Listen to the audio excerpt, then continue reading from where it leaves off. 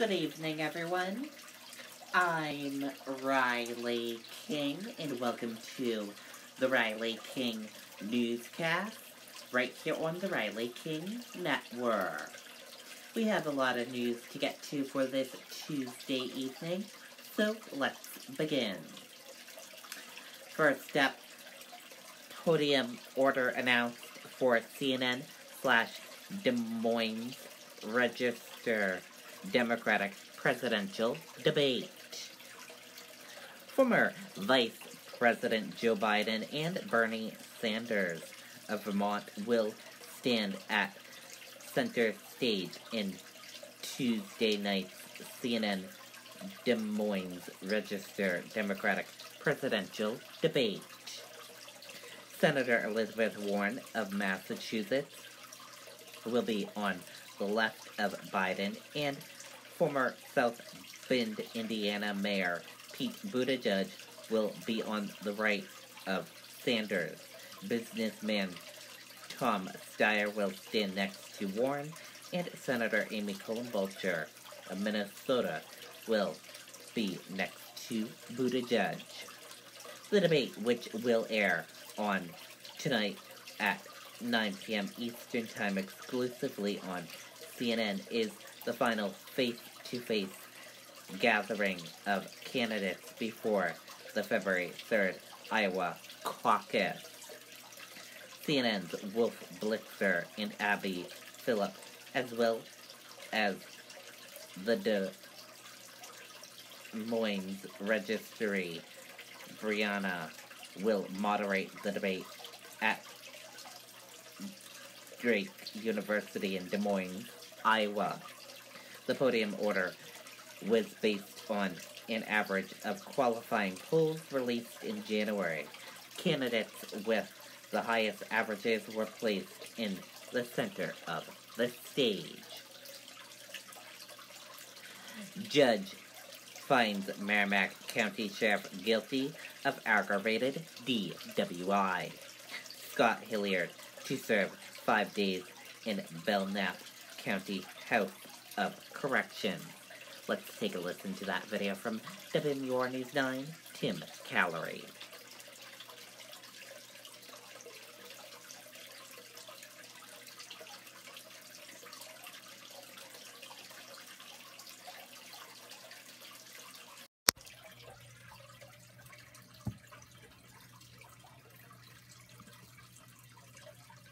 New Hampshire, your road to higher education. There's workforce needs in New Hampshire across the board right now. Malloran, the sheriff, was sentenced to 17 days in prison, with 12 of those days suspended. Now, the judge found him guilty based off of a blood alcohol test, which showed the sheriff had a blood alcohol level of .246 at the time of his August arrest. The sheriff will also serve a total of 5 days in prison. He will also lose his license for 18 months and was ordered to use a vehicle alcohol interlock system for 24 months. In addition, Hilliard was found guilty of transporting an alcoholic beverage. When speaking with News 9, Hilliard said this was not the outcome he was expecting, and he apologized to his family, to the court, and to the public. I'm human. I made a mistake. I've acknowledged it since day one. I've also taken the liberty to correct my mistake. I have been in counseling.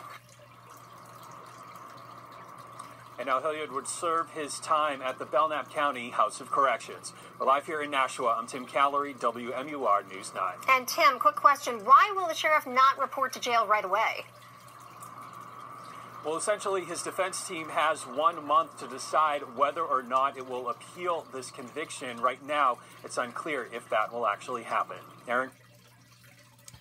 Okay, and there you go on that video and that report.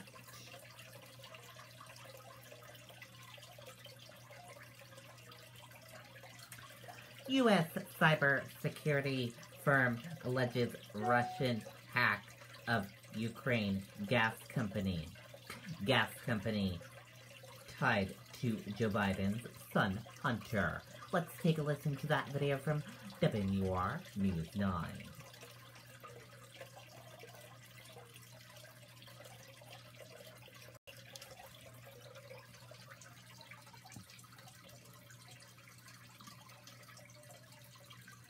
this economy is not working for most of us. There is not one county in the United States of America where someone working full-time at the minimum wage can afford a two-bedroom apartment. The biggest problem in our economy is simple. People are not getting paid enough. A U.S. cybersecurity company says Russians have hacked the Ukrainian gas company Burisma, which has been in the news for months now. It's the company that Joe Biden's son Hunter sat on the board of and is tied to the impeachment inquiry.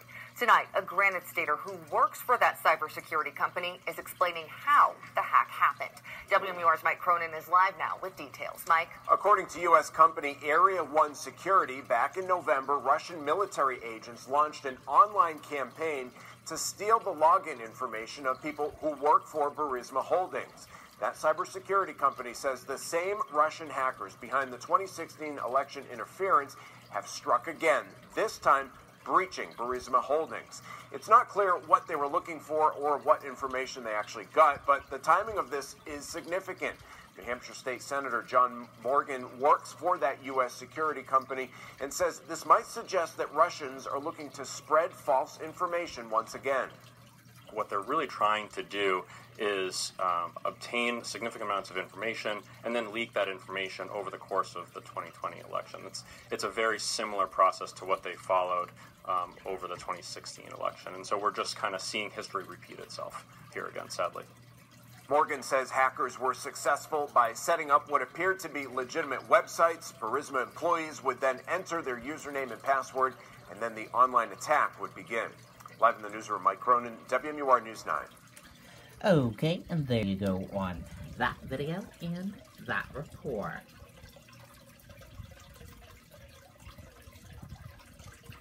Friendly's restaurant in Rochester to close next month. Restaurant to close on February 9th.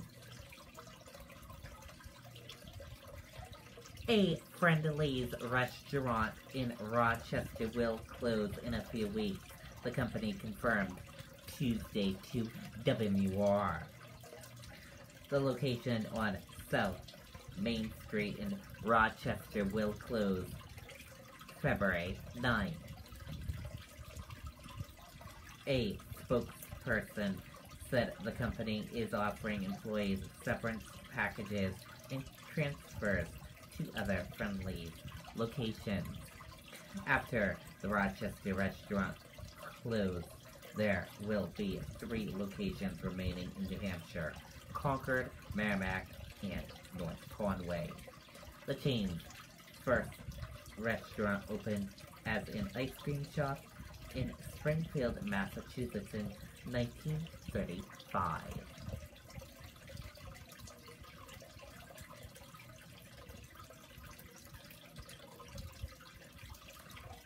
Gas service restored to hundreds in Salem after gas main break.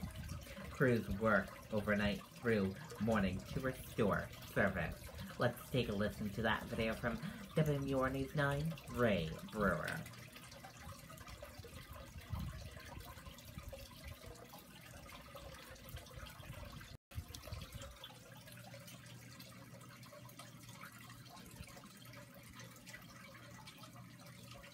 New Hampshire, your road to higher education. We're constantly hiring and looking to add great talent to our team.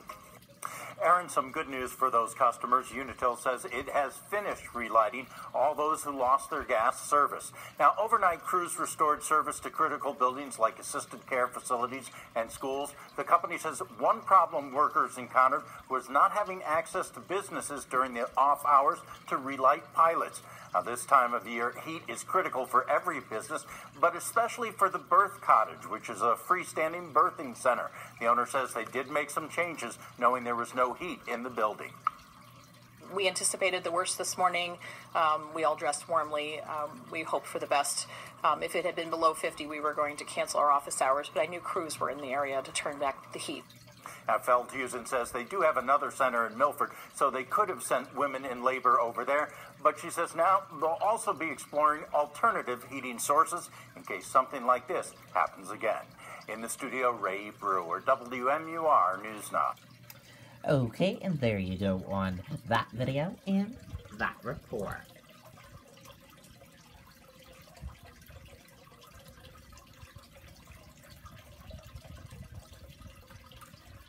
20-year-old from Seabrook killed in head-on crash on I-495. Driver of other vehicle suffers serious injuries, police say. Let's take a listen to that video from WR News 9.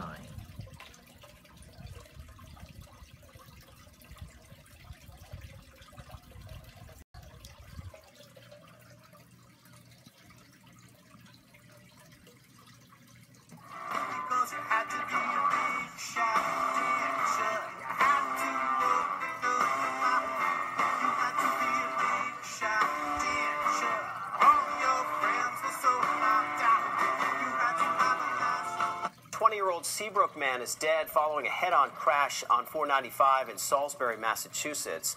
Mass State Police say the driver lost control and crossed the center median before hitting the SUV. They haven't released that man's name. Okay, and there you go on that video and that report. And now let's take a look at that U.S. stock market and see how the U.S. stock market closed for this Tuesday evening.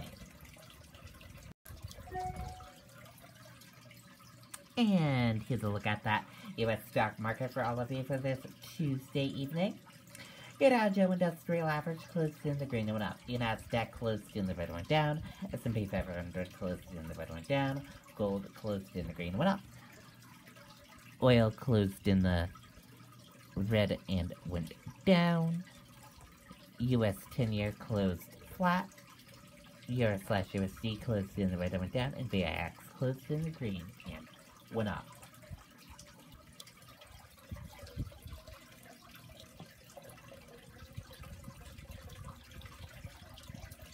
Dow closes flat. Bank shares jump led by JP Morgan. The Dow Jones Industrial Average closed little change in volatile trading Tuesday as JP Morgan Chase led bank shares higher on the back of strong quarterly results. Bernie Sanders, Elizabeth Warren vie for top spot, ABC News. Let's take a listen to that video from ABC News.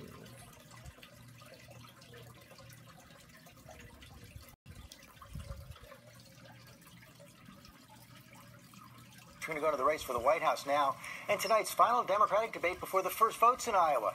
Senator Cory Booker, the latest Democrat to drop out of the race, as the remaining candidates prepare for some heated clashes in Des Moines tonight.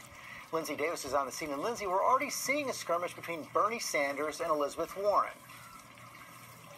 We certainly are. Good morning to you, George. And the storyline here is interesting. It's not so much a he said, she said, as it is his campaign says one thing, her campaign says another. And according to a new national poll, the national frontrunner is still Joe Biden. But many of the headlines are, of course, on Sanders and Warren and a growing rift.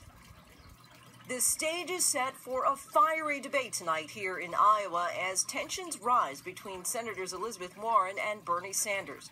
The campaigns now duking it out over a private conversation in 2018 when Sanders allegedly told Warren a woman can't win. Warren saying in a statement, among the topics that came up was what would happen if Democrats nominated a female candidate. I thought a woman could win. He disagreed. Sanders denies the claims, calling the idea that he would say a woman couldn't win ludicrous, stating, do I believe a woman can win in 2020? Of course. After all, Hillary Clinton beat Donald Trump by 3 million votes in 2016.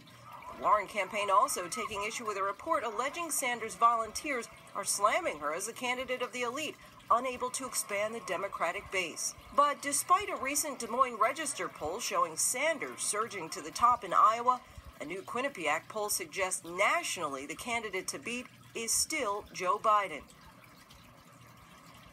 Also of note from that Quinnipiac poll, of the 35% of the people who responded said that they have made up their minds. The rest say they have no idea, still undecided about who they're going to vote for in the primary. So while there's a lot of focus on Warren and Sanders, remember, a total of 6 candidates on the stage here tonight at Drake University. George, get the popcorn. Yeah, and that's why the candidates actually have to be careful. Iowa voters also have a history of punishing the candidates who get into fights before the caucuses. I know you're going to be there tonight, Lindsay. Thanks very much.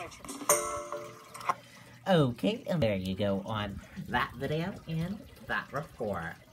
And that does it for this evening edition of the Riley King Newscast, right here on the Riley King Network. I hope you all enjoyed watching. Have a great rest of your Tuesday evening. I'll see you back here tomorrow for another newscast. And I'll have a news report coming up in a little bit. Good night and bye, everyone.